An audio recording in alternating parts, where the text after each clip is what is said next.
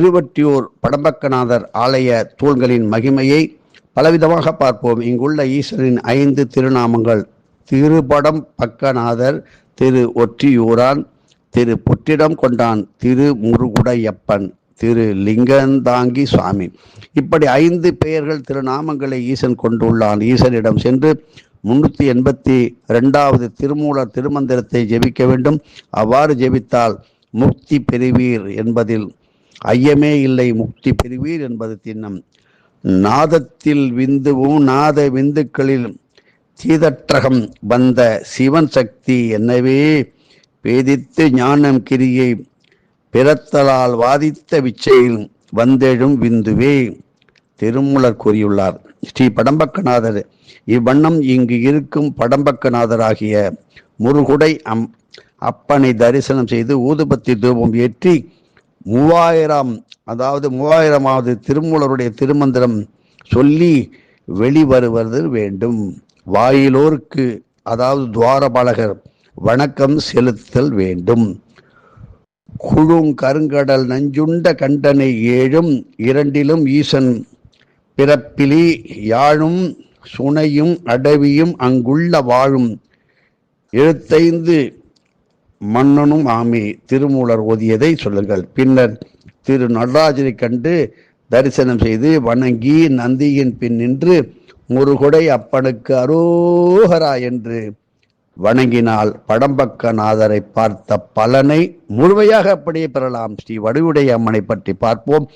இத்திருக்கோயிலுக்கு செல்லும் பொழுது முதலில் வழியில் இருக்கும் பிள்ளையாரை தரிசனம் செய்ய வேண்டும். இப்படி பிள்ளையாருக்கு ஸ்ரீ பாத தரிசன பிள்ளையார் என்று பெயர். பின் உள்ளே செல்லுங்கள். செல்லும் பொழுது துவஜஸ்தம்பம் கொடிமரம் தரிசனம் செய்ய வேண்டும். இந்த ஸ்தம்பத்திற்கு பவ ஆரோகண துவஜஸ்தம்பம் என்று பெயர். இதற்கு நேர் எதிரே உள்ள ஸ்ரீ கண்ட கணபதி ஐயனை காண வேண்டும். இவரை அடுத்து ஓர் பெரிய ஞானியின் லிங்கம் ஒன்று உள்ளது. இவர்தான் ஸ்ரீ ஆனந்த குழந்தை ஈஸ்வரர் என்றும் ஸ்ரீ குழந்தை ஈஸ்வரர் என்றும் எல்லோரும் அழைப்பார்கள். இவரை வணங்குதல் வேண்டும். இதற்கு பக்கத்தில் மிக சிறப்பு வாய்ந்த மகிழ மரம் உள்ளது. இச்சிறப்பை கொண்டு மகிழ்வடி சேர்வை என்ற பெரிய திருவிழாவும் இங்கு நடைபெறும்.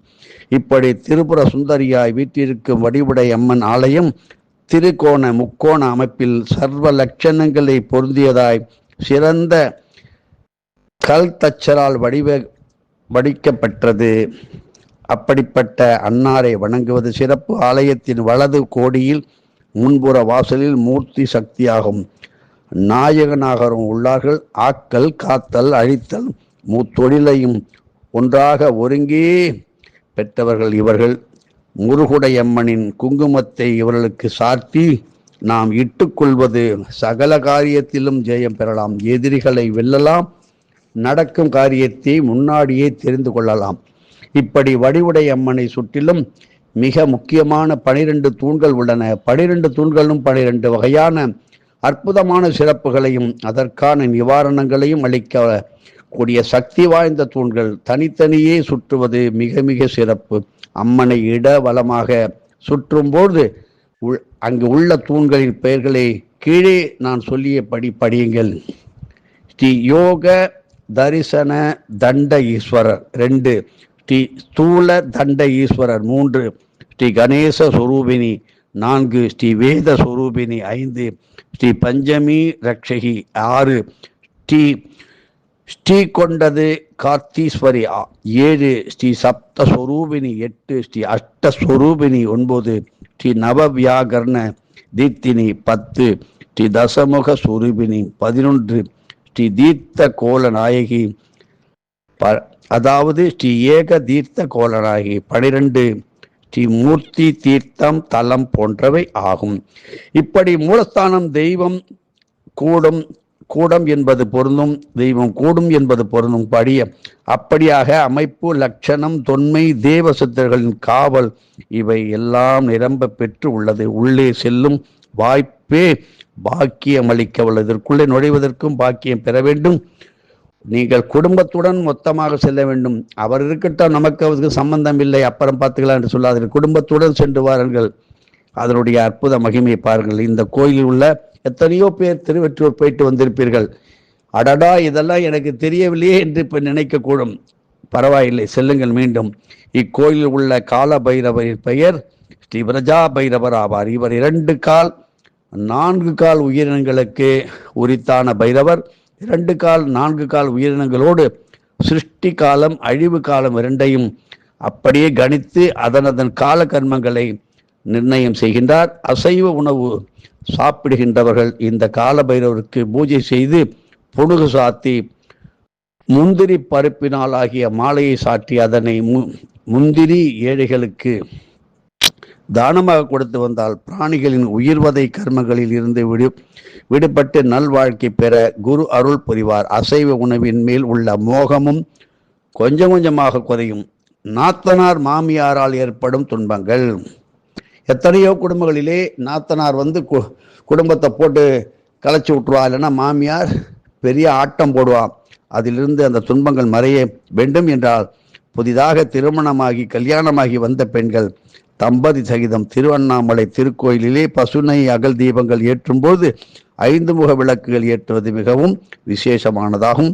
சுமங்கலியான மாமியாரிடம் இருந்தோ கணவர் வகையை சார்ந்த சுமங்கலிகளிடம் இருந்தோ முதல் தீபஜோதியை ஏற்ற வைத்து அதிலிருந்து 12, 21, 51 போன்ற எண்ணிக்கையில் பசுனை தீபங்கள் ஏற்றுகள். என்னதான் மனசுக்குள்ள சண்டமம் இருந்தாலும் காரியத்தில் கண்ணாகிறீர்கள். தலை கார்த்திகைக்கு இல்லத்தில் தீபம் ஏற்ற வேண்டும் என்ற குடும்ப பழக்கம் உள்ளவர்கள் பரணி தீபத்தன்று 27 நட்சத்திரங்கள் அமையப்பெற்ற இதே திருவெற்றியூர் திருக்கோயில் அமைந்துள்ள அல்லது 27 நட்சத்திரங்கள் உள்ள கோயில்கள் திரு இடைமருதூர் மகாலிங்கேஸ்வரர் ஆலயத்தில் பரணி நட்சத்திர லிங்கத்திற்கு தீபங்கள் ஏற்ற வேண்டும். இந்த தலத்திலே மேற்கண்ட முறையிலே சுமங்கலியான மாமியார் அல்லது கணவன் வகையை சேர்ந்த சுமங்கலிகளிடம் இருந்து பசுனை தீப ஜோதி பெற்று 12, 21, 51, 102 போன்ற எண்ணிக்கையில் தீபங்கள் ஏற்ற வேண்டும். 27 நட்சத்திர லிங்கங்கள் உள்ள கோயில் அருகில் அப்படி உங்களுக்கு அமையாவில் ஏதேனும் ஒரு சிவன் கோயிலுக்கு பெரிய சுமங்களுடன் சென்று மேற்கண்ட முறையில் தீபங்களை ஏற்ற வேண்டும். பரணி தீப ஜோதியின் புண்ணிய சக்தியானது நாத்தனார் மற்றும் கணவன் வகையை சேர்ந்த குடும்பத்தாரின் நல்வாழ்க்கைக்கு உதவுவதாகும். இப்படி இதனால் நாத்தனார் மாமியார் போன்றோரால் ஏற்படும் துன்பங்கள் மறையும், ஒற்றுமை ஏற்படும். எனவே திருவண்ணாமலை தீபத்திற்கு செல்ல முடியாதவர்கள் இல்லத்தில் மட்டுமில்லாமல் ஏதேனும் ஒரு கோயிலில் பசுனை தீபங்களை ஏற்ற வேண்டும். பிறந்த நாளில் ஆசி பெறுவதற்கு என்ன செய்ய வேண்டும்? இந்த கோயிலில் உள்ள 27 நட்சத்திர தேவியரின் பூஜா சக்தியின் திரண்ட அருட்கடாட்சமும் ஈஸ்வரனின் ஒளிக்கிரண ஸ்தூல சூக்ஷம தெய்வ அம்சமும் கூடி சென்னை திருவெற்றியூரிலே படம்பக்கநாதர் ஆலயத்தில் 27 நட்சத்திர லிங்கமாக நமக்கு அமைந்துள்ளது பெரும் பாக்கியம். இத்திருக்கோயிலில் ஒவ்வொரு நட்சத்திர பெயருடன் 27 நட்சத்திரம் அஸ்வினி, பரணி, கார்த்திகை என்று சொல்வார்கள். லிங்கங்கள் அப்படியே வரிசையாக அமைந்துள்ளது.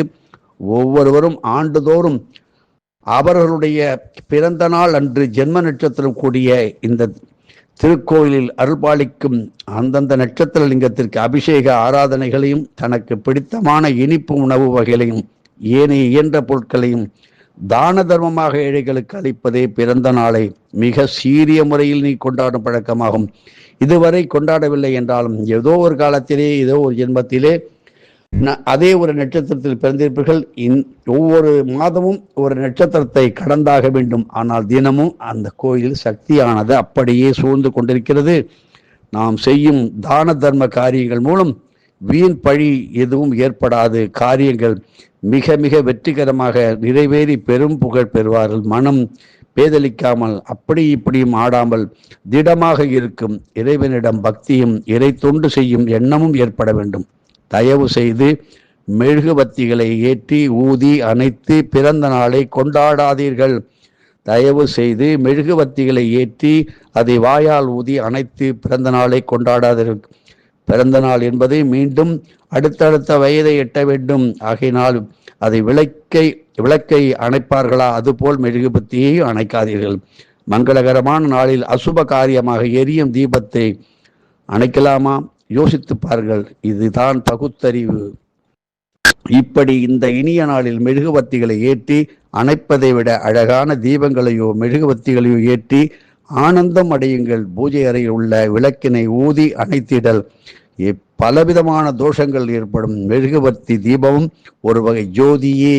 மெழுகுவர்த்தி தீபமும் ஒரு வகை ஜோதியே. இதை ஊதி அணைத்து விசேஷமான நாளில் பெரும் சாபங்களை தேடிக்கொள்ளாதீர்கள். அடுத்ததாக புனுகு சட்ட வழிபாடை பார்ப்போம் கவனமாக. நிரந்தரமான இன்பம் மகிழ்ச்சி என்பது இறை வழிபாட்டில் நமக்கு கிட்டும் ஒரு அற்புதமான பாக்கியம். எவருக்கு எத்தகைய இன்ப துன்பங்கள் கிட்டல் ஆகும் என்பது அவரவர் செய்யும் கர்ம வினைகளாய் அமைய பெறுவை ஆகும். எனவே நம் காரியங்களை நல்வழிப்படுத்த உதவுவது ஸ்ரீ சட்டநாதர் வழிபாடே ஆகும். இதற்காகவே சுதை புற்று மண்ணாலான சுயம்புலிங்க மூர்த்திகளுக்கு சென்னை திருவொற்றியூர் ஸ்ரீ படம்பக்கநாதர், காஞ்சிபுரம் ஸ்ரீ ஏகாம்பரேஸ்வரர், திருவலஞ்சுழி பிள்ளையார், கும்பகோணம் கும்பேஸ்வரர், திருக்கடவூர் சிவமூர்த்தி சிறந்ததாகும். இப்படி இவருக்கு வளர்பிறை தேய்பிறை இரண்டிலுமே ஒரு நாளேனும் புனுகு சட்டம் சாத்தி வழிபட்டு வர வேண்டும். வாரம் ஒரு முறை சுயம்புலிங்க மூர்த்திக்கு வெண்பட்டு அல்லது வில்வத்தலங்களாலான ஆடையை சாத்தி துதித்து வர வேண்டும். சட்டம் என்பதற்கு இன்னும் பல அர்த்தங்கள் உண்டு. காலபைரவருக்கு வஸ்திரம் சாத்தி பூஜிக்கப்படுவது போல் திருவொற்றியூர் ஸ்ரீ படம்பக்கநாதருக்கு பட்டு வஸ்திரம் சாத்தி பூஜித்து வந்தால் வாழ்க்கையில் ஒரு பெரிய நல்ல வெற்றி ஏற்படும். சட்டை என்னும் உடலை உயிரானது உதித்திட தடையாக இருப்பவை 3 விதமான கர்ம வினைகளாகும். சஞ்சித கர்மா கடந்த கால கடந்த ஜென்ம வினைகள், பிராரப்த கர்மா நடப்பு பிறவியின் வினைகள், ஆகாமி கர்மா நடப்பு பிறவியில் சேரும் எதிர்காலத்தில் வடிவெடுக்கும் புதிய கர்மாக்கள். இந்த 3ஐயும் களைய வல்லது ஸ்ரீ படம்பக்கநாதரின் வழிபாடு ஆகும்.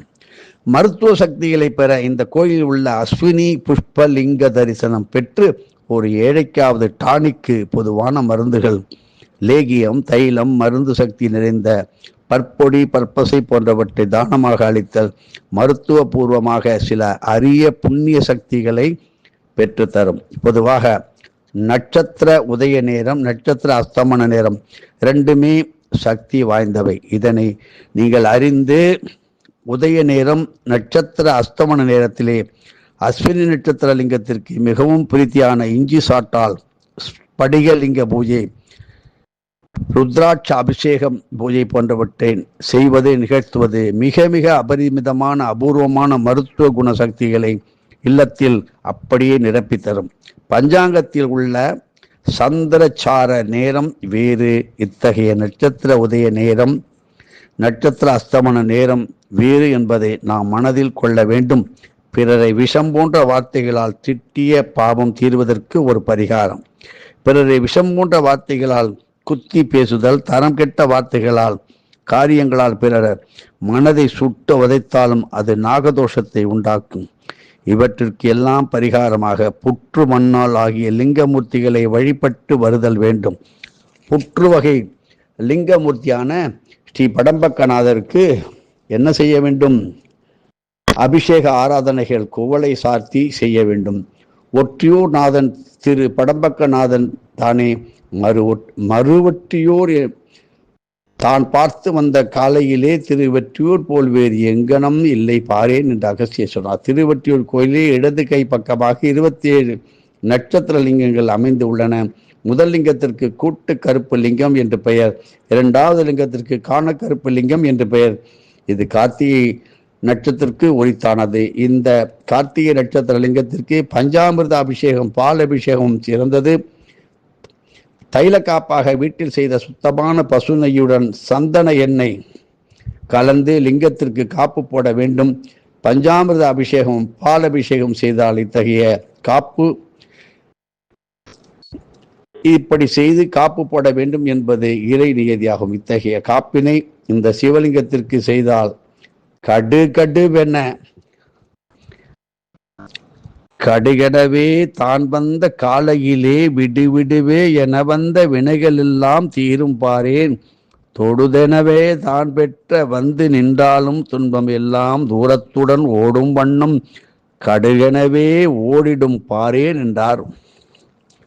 நிலைகள் கடந்து வந்திருந்தாலும் எம்பெருமான் திருவருள் கரைகளை கடந்த ஓர் கார்த்திகை லிங்கத்திற்கு தைலகாப்பு இட்டவருக்கு தீராத வினைகள் எல்லாம் தீர்ந்து அது ஓடிப்போமே. கார்த்திகை சிவலிங்கத்திற்கு 332 பாடல்களை ஸ்ரீ அகஸ்தியர் எழுதியுள்ளார். இதில் 28 நடைமுறைகளை அந்த நடைமுறை கதைகள் உண்டு. இது அனுபவ கதைகளாகும். இது சிவ அம்சத்தை பூர்ணமாக பெற்ற முருகலிங்கமாகும். தர்மராஜ தசமி இன்று சதய நட்சத்திர வழிபாடு செய்தல் விசேஷமானதாகும். சதய நட்சத்திரத்திற்கு உரிய அதிதேவதா மூர்த்தியாக ஸ்ரீ யமதர்ம ராஜ அதாவது யம தர்ம பகவான் விளங்குவதால் தர்மராஜ தசமி என்று திருவொற்றியூரில் உள்ள சதய நட்சத்திர லிங்கத்திற்கு எள் நல்லெண்ணெய் தைலம் சந்தன காப்பிட்டு ஆயுள் விருத்திக்கு நல்வழி காட்டுகின்ற தேனை தேன் கலந்த உணவு பண்டத்தினை குறிப்பாக சர்க்கரை பொங்கல் கேசரி மற்றும் இயன்றவற்றை ஏழைகளுக்கு குழந்தைகளுக்கு தானமாக அளித்தலால் பல வருடங்களாக நீடித்திருக்கும் தீராத நோய்களுக்கு தக்க நிவாரணம் கிட்டும். இதனை மாதந்தோறும் ஸ்ரீ யம பகவானுக்குரிய சதய நட்சத்திரத்தில் செய்வது மிக மிக சிறப்பு. மரண பயம் என்பது வராது. அனைத்து கோயில்களிலும் 27 நட்சத்திரங்கள் இருப்பது இல்லை. இவ்வாறு இல்லாது இருக்கும் கோயில்களில் சந்திர பகவான் தனி சன்னதி கொண்டிருக்கும். அவரிடம் 27 நட்சத்திர தேவியரும் ஐக்கியமாகி இருப்பார்கள். ஆகவே இது போன்று இருக்கும் சந்திர பகவானுக்கு 27 விதமான அபிஷேக ஆராதனைகள் செய்வது மிக சிறந்த வழிபாடாகும். மேலும் குறிப்பாக அமாவாசையிலிருந்து 3ஆம் நாள் தோன்றும் 3ஆம் பிறை சந்திர நாளிலே இப்படிப்பட்ட 27 விதமான அபிஷேக ஆராதனைகள் செய்வது மிக சிறப்பு.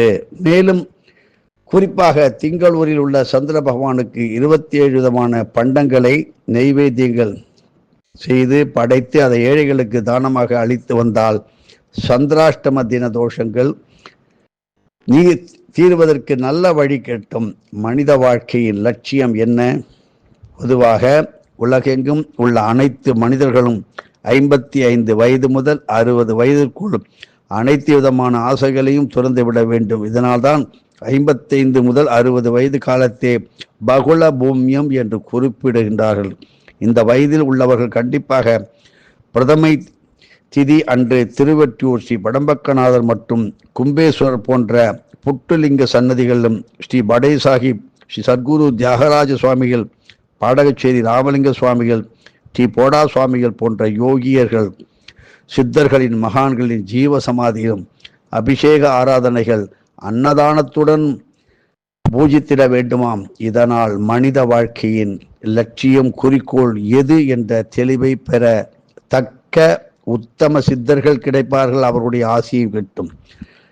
3வது பாடகச்சேரி ராமலிங்க வள்ளலார் சுவாமியை பற்றி பார்ப்போம். திருவொற்றியூரிலே அரும்பெரும் மகானான பாடகச்சேரி ராமலிங்க சுவாமிகள் ஜீவாலயம் உள்ளது. இது மிக மிக சக்தி வாய்ந்த இடமாகும். கழுத்து நெஞ்சு சம்பந்தமான நோய்களுக்கு உடனடி நிவாரணம் பெற இங்கு அன்னதானம் செய்வது சிறப்பு. படகச்சேரி ராமலிங்க சுவாமிகள் மகத்தான பைரவர் உபாசகர். இவன் தன் இள வயதிலே திருப்பாச்சேத்தி திருமாற்ற கலீஸ்வரர் பைரவமூர்த்தி உபாசித்து பெறுவதற்கரிய அரிய பைரவ சக்திகளை பெற்றவர்.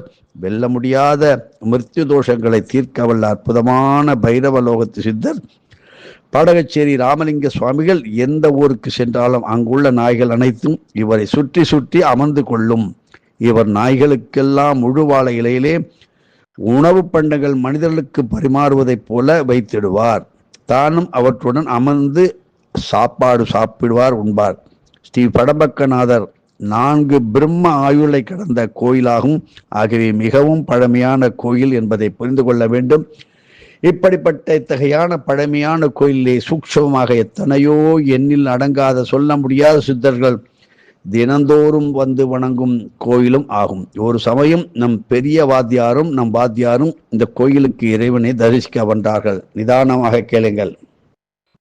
அப்பொழுது அங்கு கோயிலில் வெளிப்பார்வைக்கு ஒன்றுமே தெரியவில்லை. ஆனால் அங்கு சாதாரண கண்களுக்கு தெரியாமல் கோடிக்கணக்கான மகான்கள் ஸ்ரீ படம்பக்கநாதரை தரிசிக்க காத்து கிடந்தார்கள். பெரிய வாத்தியாரோ, ராஜா நீ பேசாம மௌனமாகவா, இங்கு கோடிக்கணக்கிலே மகான்களும் சித்தர்களும் ஸ்ரீ படம்பக்கநாதரை தரிசிக்க காத்து கிடக்கிறார்ப்பா. ஒரே கூட்டமா இருக்கு. ஆனால் நம்மால் எளிமையாக இக்கூட்டத்தில் உள்ள யாருக்கும் இடையூறு ஏற்படாத வண்ணம் செல்ல முடிகின்றது. இது என்ன இறைவனின் கருணை, இதான் மானிட பிறப்பின் சேவைக்கு இறைவன் செய்யும் பெரும் கருணையாகும். இருவனும் அனைத்து சன்னதிகளையும் முறையாக தரிசனம் செய்தார்கள். இது போன்ற சில அபூர்வமான புனிதமான நாட்களிலே சித்தர்களின் வழிபாடுகள் நிறைந்திருக்கும் அத்தகைய தருணங்களிலே மக்களின் கூட்டம் ஏதும் இல்லாமல் கோயிலில் காலியாக கிடக்கும். எனவே ஆலயத்தை தினந்தோறும் வழிபடுவதை ஒரு வைராக்கியமாக வைத்துக் கொள்ள வேண்டும். ஆலயம் தொழுவது சாலவும் நன்று என்று பெரியவர்கள் சொன்னார்கள். தினந்தோறும் ஆலயம் செல்வதால் நமக்கு ஏராளமான நன்மைகள் கிடைக்கும் என்பதை மனதில் வைத்துக் கொள்ள வேண்டும். ஸ்தூலம் என்றால் நேரடியாக அதே உருவில் அதே வடிவில், சூக்ஷ்மம் என்றால் மறைமுகமாக உலாவும் மகான்கள் சித்தர்களின் அவர்கள் மேல்பட்ட காட்டு நம் மீது ஒரு சிறிது பட்டாலே போதும், எத்தனையோ கொடிய கர்ம வினைகள் தீர்ந்துவிடும். மனிதன் தனது நேரத்தை ஒரு சிறிதும் வீண் செய்யாது நல்ல காரியங்களில் செலவிட்டு இந்த புவி வாழ்வை பயனுள்ளதாக அப்படிப்பட்ட வாழ்வாக மாற்றிக்கொள்ள வேண்டும். ஒரு மானிட பிறவி முடிந்தால் மீண்டும் மானிட பிறவி கிடைக்க 80 90 லட்சம் பிறவிகள் எடுத்தால்தான் இந்த மாதிரி மானிட பிறப்பு மீண்டும் இந்த புவியில் கிடைக்கும். அதனால்தான் நாம் பெரியவர்கள் அரிது மானிடராய் பிறத்தல் அரிது என்றார்கள். ஆகவே இப்பிறவியை வீணாக்காமல் நன்கு பயனுள்ளதாக ஆக்கிக் கொள்ளுங்கள். இத்திருத்தலம் திரு ஞானசம்பந்தர், திரு நாவுக்கரசர், சுந்தரர் போன்ற சமயக்குறவர்களால் பாடல் பெற்ற ஸ்தலம். சிவனை தன் தோழனின் பாவனையாக கருதி வழிபட்ட ஸ்ரீ சுந்தரமூர்த்தி நாயனார் சங்கிலி நாச்சியாரை இந்த தலத்திலே திருமணம் செய்து கொண்டார். சுயம்பு மூர்த்தியாக அருள்பாலிக்கும் ஸ்ரீ ஆதி புரீஸ்வரராகிய ஸ்ரீ படம்பக்கநாதருக்கு கார்த்திகை மாத பௌர்ணமி மட்டுமே சிவலிங்கத்தின் மேல் உள்ள கவசம் எடுக்கப்பட்டு புனுகு மற்றும் தைல காப்பு நடைபெறும். இப்படிப்பட்ட தருணங்களில் சுவாமிக்கு புனுகு தைலம் சாற்றினால் இதன் பலன்கள் பல கோடி மடங்காக நமக்கு திரும்பி வந்து கிடைக்கும். கார்த்திகை மாத பௌர்ணமி மற்றும் அதனை தொடர்ந்து 2 நாட்கள், அதாவது கார்த்திகை மாத பௌர்ணமியிலிருந்து 3 நாட்கள் மட்டுமே ஒரு வருடத்தில் திறந்திருக்கும். இம்மூன்று நாட்களில் அப்பை மட்டுமே இறைவனின் திருமேனியை நேராக காணலாம். மற்ற நாட்களில் லிங்கத்தின் மீது கவசம் சாற்றப்பட்டிருக்கும். பட்டினத்தார் இந்த ஸ்தலத்து இறைவனை பலமுறை தரிசித்து பலவாறாக புகழ்ந்து பாடியுள்ளார். பட்டினத்தாரின் ஜீவசமாதி இதே திருவொற்றியூரிலே கடற்கரை ஓரமாக அமைந்துள்ளது. இப்படி திருவொற்றியூர் ஸ்ரீ கலிய நாயனார் அவதரித்த தலம் ஆகும். இக்கோயிலில் ஞான சக்திக்கு உரிய கோயிலாகும். 51 சக்தி பீடங்களில் மிக மிக முக்கியமான ஒன்றாகும். இக்கோயிலில் இருந்து 15 கிலோமீட்டர் தூரத்தில் உள்ள மேலூரில் திருவுடை நாயகி இச்சாசக்தியாகும். 25 கிலோமீட்டர் தூரத்தில் உள்ள திருமுல்லை வாயில் ஸ்ரீ மாசிலாமணீஸ்வரர் தலத்தில் உள்ள அருள்மிகு கொடியிடை நாயகி கிரியாசக்தியாகும் அருள் பாலிக்கின்றனர். இந்த 3 அம்பிகையரையும் காலை, மதியம், மாலை என்ற 3 வேளைகளில் வழிபடுது சிறப்பான பலன்களை தரும். சப்தவிடங்க ஸ்தலங்களிலும் இதுவும் ஒன்றாகும். பிரம்மா, விஷ்ணு, வாசுகி, நாகம், பட்டினத்தா ஸ்ரீ ராமலிங்க சுவாமிகள் போன்றோர் வழிபட்டு அருள் பெற்ற அற்புதமான திருத்தலம். வட்டப்பாறை அம்மனின் உக்கிரகத்தை குறைப்பதற்காக ஸ்ரீசக்கரத்தை ஸ்ரீ ஆதிசங்கரர் பகவத்பாதால் வட்டப்பாறை அம்மனின் சன்னதியிலே அப்படி ஸ்தாபித்து உள்ளார். 3 ஸ்ரீ பட்டினத்தடிகளுக்கு முக்தி பெற்ற வழங்கிய ஈசன் ஸ்ரீ படம்பக்கநாதனின் திருவருளால் பட்டினத்தார் வைத்திருந்த பேய்கரும்பு உடனே இனித்த இடம் திருவொற்றியூர் ஆகும். ஆதலால் திருவொற்றியூரில் கடற்கரை பகுதியில் இவருக்கு ஜீவசமாதி அமைந்து உள்ளது. ஆடி மாத பௌர்ணமியை ஒட்டி வரும் உத்திராட நட்சத்திர நாளிலே இவருக்கு குரு பூஜை நடந்து கொண்டிருக்கின்றது. வடலூர் ஸ்ரீ ராமலிங்க சுவாமிகள் வள்ளலார் ஸ்ரீ வடிவுடைய அம்மன் மீது அதீத பக்தி கொண்டிருந்தார். ஒரு காலகட்டத்தில் தினந்தோறும் இங்கு வந்து வழிபாடு செய்வதை வழக்கமாக வள்ளல் பெருமான் கொண்டிருந்தார். ஒரு சமயம் இவர் கோயிலில் அர்த்தஜாம பூஜை முடிந்துவிட்டு வீட்டிற்கு சென்றார். அங்கு வீட்டின் கதவு சாத்தி இருந்ததால் அந்நியை எழுப்ப விரும்பாத வள்ளலார் வீட்டின் வெளியிலே திண்ணையில் பசியோடு படுத்து விட்டார். இங்கே குறிப்பாக கவனித்து அப்பொழுது அவரை எழுப்பிய அந்நியார் வள்ளலாருக்கு உணவு படைத்து பசி ஆற்றினார். காலையில் இவரை மீண்டும் எழுப்பிய அந்நியார், ஏன் சாப்பிடாமலே உறங்கிவிட்டாய் அப்படி என்று கேட்க, அதற்கு வள்ளலார், முன் இரவில் நடந்ததை கூற அனைத்தும் அதிசயித்து போனார்கள். அனைவரும் அதிசயம் கொண்டார்கள். அப்போதுதான் வடிவுடை அம்மனே தனது அந்நியார் வடிவிலே வந்து ஸ்ரீ ராமலிங்க வள்ளலாரின் பசியை போக்கியது எல்லோருக்கும் தெரிந்தது. அப்படி அம்பிகையின் இந்த அருள் திறத்தை எண்ணி ஆச்சரியப்பட்டு வியந்து வடலூர் ராமலிங்க சுவாமிகளான அருட்பிரகாச வள்ளலாரும் இதனை தன் அருட்பாவிலே அற்புதமாக பாடியுள்ளார். சூரிய குலத்தில் வந்த மாந்தாதா என்ற மன்னனின் ஆளுகைக்கு உட்பட்ட இப்பகுதியை சிற்றரசன் ஒருவன் ஆண்டு வந்தான். ஒரு சமயம் அந்த மன்னன் இந்த பகுதிக்கு வரி கேட்டு ஓலை அனுப்பினான். அவ்வோலையில் இவ்வாணை ஒற்றியோரின் நீங்களாக கொள்க என்று திருத்தம் செய்யப்பட்டிருந்தது. இது இறைவனின் திருவிளையாடல் என்று உணர்ந்த மன்னன் இவ்வூருக்கு வரி விதிக்காமல் விலக்கி வைத்தான். இதனால் இவ்வூருக்கு திருவொற்றியூர் என்று பெயர் உண்டாயிற்று. திருவொற்றியூர் என்று பெயர் வருவதற்கு பல காரணங்களில் இதுவும் ஒன்று. இதனை சேக்கிலாரம் தனது பெரிய புராணத்திலே குறிப்பிட்டார். 8 வரியில் ஒற்றியூர் நீக்கல் என்னை எழுத்தறியும் நாட்டமலரும் திருநுதலார். இங்கு வட்டப்பாறை அம்மனின் சன்னதியில் அருகில் திருப்பத்தீஸ்வரர் என்ற பெயரில் சிவன் காட்சி தருகின்றார். இவர் ஒரு சதுர வடிவக்கல்லில் அமைந்திருப்பது மிக மிக சிறப்பான ஒன்றாகும். ஸ்ரீ படம்பக்கநாதர் கஜபிருஷ்ட விமானத்திற்கு காட்சி தருகின்றார். இது மிக மிக அரிதாக காணப்படும் காட்சியாகும். இங்கு ஈசன் நந்தி தேவருக்காக பத்ம தாண்டவத்திலே மிக முக்கியமான பத்ம தாண்டவம் ஆடி அருட்காட்சி தந்தார். இங்குள்ள முருகன் ஸ்ரீ அருணகிரிநாதரால் பாடல் பெற்ற அற்புதமான முருகராவார். நாயன்மாராகிய சுந்தரர் தனது துணைவியான சங்கிலியாருடன் தனி சன்னதியிலே அமைந்துள்ளார். இங்குள்ள ஈசன் நந்தி தேவருக்காக பத்ம தாண்டவம் ஆடியுள்ளார். ஈசன் கஜபிருஷ்ட விமானத்திற்கு காட்சி தருகின்றார். இங்குள்ள முருகப்பெருமான் ஸ்ரீ அருணகிரிநாதரால் பாடப்பெற்றவர். இப்படி இந்த கோயிலில் வட்டப்பாறை அம்மன் சன்னதி அமைந்துள்ளது. மிக மிக சொல்ல முடியாத அளவுக்கு சக்தி வாய்ந்த அம்மன். இது சப்த விடங்க ஸ்தலங்களில் ஒன்றானதாகும். 51 சக்தி பீடங்களில் இந்த ஸ்தலம் மிக மிக ஒன்றாகும். இக்கோயில் வங்க கடற்கரையில் அமைந்துள்ளது. ஞான சக்தியாக இக்கோவில் விளங்குகின்றது. இக்கோயிலில் சிவன் கௌளீஸ்வரர் என்ற திருநாமத்திலே தனி சன்னதியிலே காட்சி தருவது நமக்கெல்லாம் பெரும் பாக்கியம். சுய ரூபத்தில் யோக நிலையில் அமர்ந்துள்ளார். தீவிர பைரவ உபாசகரான பாடச்சேரி ஸ்ரீ ராமலிங்க சுவாமிகள் அவருடைய ஜீவாலயம் இதே திருவொற்றியூரிலே இந்த தலத்தின் அருகிலேயே அமைந்து உள்ளது. இவர் பைரவ லோகத்திலிருந்து வந்த அற்புதமான சித்த புருஷர் என்பதை தெரிந்து கொள்ள வேண்டும். பட்டினத்தாரின் ஜீவ சமாதி இதன் கடற்கரை ஓரமாக அமைந்துள்ளது. காதற்ற ஊசியும் வாராதுகான் கடைவழிக்கு என்பதை முழுமையாக உணர்ந்து தெளிந்து துறவரத்தை ஏற்றவர் பட்டினத்தார். அருட்பிரகாச வள்ளலார் ஸ்ரீ ராமலிங்க சுவாமிகளுக்கு அவரது அந்நியாரி ரூபத்தில் உணவு தந்ததை பற்றி பார்த்தோம்.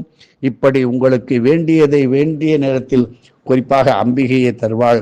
பிரிந்த குடும்பங்கள் தனியாக ஒற்றை மரமாக யாரும் இல்லையே, அண்ணன் அக்கா அம்மா அப்பா சகோதரன் யாருமே இல்லையே, தானே ஒற்றையாக தவித்து கொண்டு இருக்கின்றேனே, கடவுளே நான் எதை செய்ய விட்டேனோ எதை மறந்தேனோ, எனக்கு எதுவும் சொல்லித் தருவதற்கு யாரும் இல்லையே என்று இயங்காதீர்கள். சொல்லியதை நினைத்து பாருங்கள், ஆத்ம விசாரம் செய்து பாருங்கள். உங்களுடன் அந்த திருவொற்றியூர் அம்பாள் வட்டப்பாறை அம்மன் இருக்கின்றாள் என்பதை நினைத்து இன்று விடுமுறை நாளாக இருப்பதாலும் புத்தாண்டு தினமாக இருப்பதாலும் செல்லுங்கள், வழிபட்டு வாருங்கள். அவசரப்படாமல் ஒரு நாள் முழுவதும் கோயிலில் அங்கே காலத்தை கழியுங்கள். காரணம், பல கோடி சித்தர்கள் வருகின்ற புனிதமான புத்தாண்டு திருநாள்.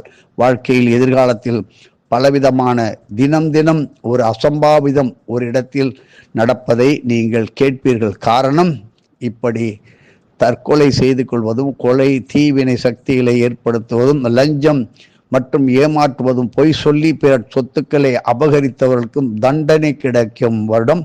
நல்ல நீதிமன்றத்தில் நீதிபதிகளுக்கு பெரும் திரளான வரவேற்புகள் ஏற்படுத்தும் வாக்கு வல்லமை உடைய வழக்கறிஞர்கள் வெற்றி பெறும் நல்ல நாள். எதுவும் என்னுடையதல்ல, அனைத்தும் உன்னுடைய அருளாலா அருணாச்சலா.